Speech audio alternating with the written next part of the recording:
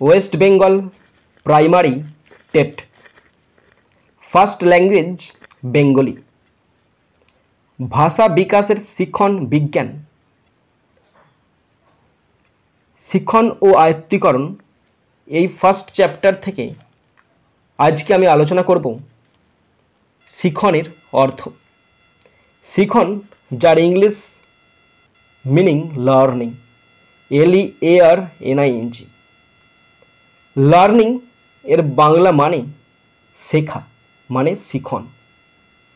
শেখা মানে কি?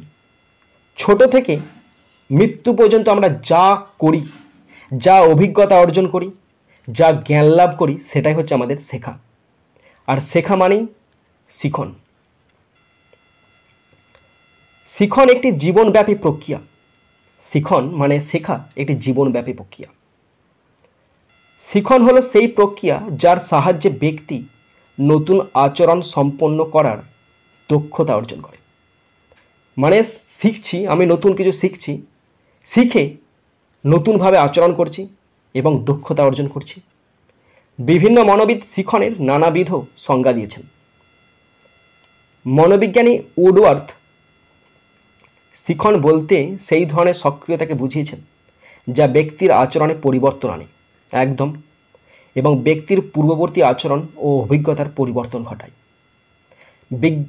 মনোবিজ্ঞানী উডওয়ার্থ বলেছেন, শেখা হচ্ছে সেই প্রক্রিয়া যা ব্যক্তির যে আচরণ, সেই আচরণকে পরিবর্তন ঘটায় এবং ব্যক্তির পূর্ববর্তী আচরণ এবং অভিজ্ঞতার পরিবর্তন ঘটায়। মনোবিদ ড্রিভার বলেন, ফলাফলের অভিজ্ঞতার ভিত্তিতে আচরণের পরিবর্তনকে শিখন বলে। ফলাফলের অভিজ্ঞতার ভিত্তিতে আচরণের পরিবর্তনকে শিখন বলে। মানে শিখনের সাথে আচরণের একটা গভীর সম্পর্ক আছে।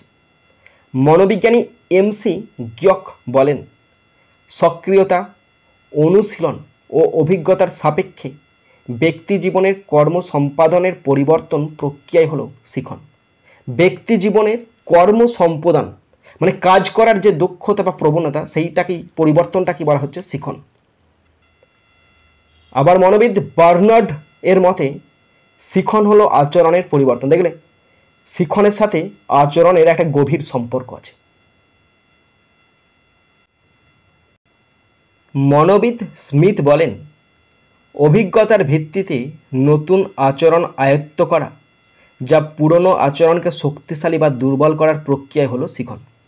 নতুন আমি ক্যাপাসিটি, নতুন আচরণ আয়ত্ত করব, অর্জন করব, যা পুরনো আচরণকে শক্তিশালীও করতে পারে, আবার সেটাকে দুর্বলও করতে পারে, সেই প্রক্রিয়া হচ্ছে শিখন। দেখেছ? মনোবিদ ক্রো এর মতে শিখন হলো অভ্যাস, একটা প্র্যাকটিস, মনোভাব গঠন, তোমার দৃষ্টিভঙ্গি, আউটলুকের পরিবর্তন এবং জ্ঞান অর্জনের প্রক্রিয়া। এবং এর মাধ্যমে তুমি কি করবে? তোমার জ্ঞানটাকে আরো বেশি করে বাড়িয়ে তুলবে।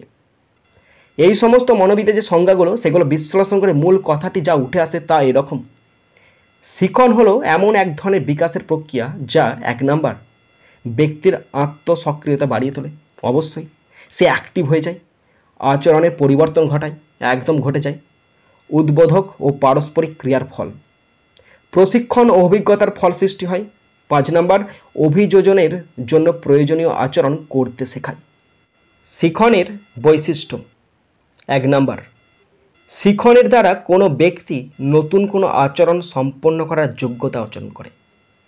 মানে কোনো নতুন আচরণ করব, তার যে ক্যাপাসিটি বা তার যে এবিলিটি, সেটা একজন ব্যক্তি অর্জন করে। 2 নাম্বার, কোনো নতুন অভিজ্ঞতার দ্বারা অর্জিত আচরণের পরিবর্তন বা নতুন আচরণ সম্পন্ন করাই হলো শিখন। কোনো নতুন অভিজ্ঞতা দ্বারা অর্জিত আচরণ, মানে যেটা আমার এখনো আছে, সেটা পরিবর্তন বা নতুন আচরণ সম্পন্ন করব, সেটাই হচ্ছে শিখন।